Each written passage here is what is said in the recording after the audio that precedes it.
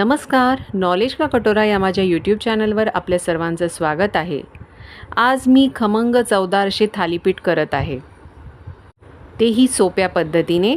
यासाठी मी या ठिकाणी एक हिरवी मिरची घेतली आहे, 6 लसूण पाकळ्या, अद्रक। तर आता या ठिकाणी ही जी मिरची आहे ती मी मोठी घेतलेली आहे, त्यामुळे ती तोडून मी या मिक्सरच्या भांड्यात घालत आहे। त्यासोबत थोडी कोथिंबीर आणि थोडे जिरे मी बारीक करून घेत आहे मिक्सरमधून। आता या ठिकाणी या भांड्यामध्ये मी 2 वाटी ज्वारीचं पीठ घेतलेलं आहे, पाव वाटी बेसन आणि पाव वाटी गव्हाचं पीठ घेतलेलं आहे। यामध्येच मी अर्धा चमचा लाल तिखट घालत आहे। तर मिरची घातल्यामुळे या ठिकाणी तिखट मी थोडंसं कमी घालत आहे। सोबत पाव चमचा हळद, थोडासा ओवा जो मी हाताने बारीक करून घालत आहे, चवीनुसार मीठ, अर्धा चमचा धने पावडर आणि आता जे मिक्सरमधून वाटण बारीक करून घेतलेलं आहे ते सुद्धा मी घालत आहे। या ठिकाणी एक मीडियम साईज कांदा मी बारीक कट करून घेतलेला आहे, तोही घालत आहे आणि थोडी कोथिंबीर ती सुद्धा मी बारीक कट करून घेतलेली आहे। आता या ठिकाणी मी एक काकडी जिची साल काढून तिला मी बारीक किसून घेतलेला आहे, ती सुद्धा यामध्ये मी घालत आहे। आता हे छान असं मिक्स करून घ्यायचं आहे आणि थोडं थोडं पाणी घालून मी हे पीठ भिजवून घेणार आहे।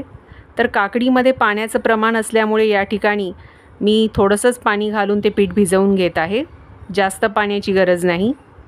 वरून 2 चमचे तेल मी घालत आहे आणि साधारण या स्वरूपाचं पीठ मी भिजवून घेतलेलं आहे।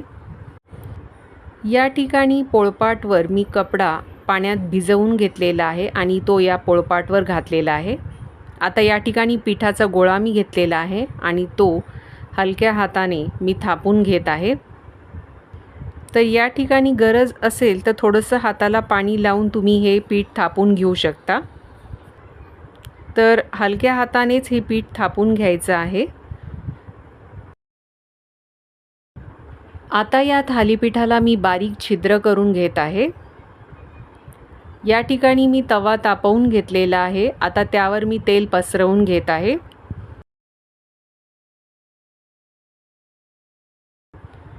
हलक्या हाताने हे थालीपीठ मी तव्यावर सोडत आहे आणि त्या छिद्रामध्ये मी तेल घालत आहे आणि आता साधारण 3 ते 4 मिनिटासाठी मी हे झाकून ठेवत आहे। हाय फ्लेमवर गॅस ठेवलेला आहे। तर दोन्ही साइडनी खरपूस असं थालीपीठ भाजून घ्यायचं आहे। या ठिकाणी तुम्ही बघू शकता एका साइडनी छान असं खरपूस भाजून झालेलं आहे, ते पलटवून घेत आहे। दुसऱ्या साइडने पण मी तसंच भाजून घेणार आहे।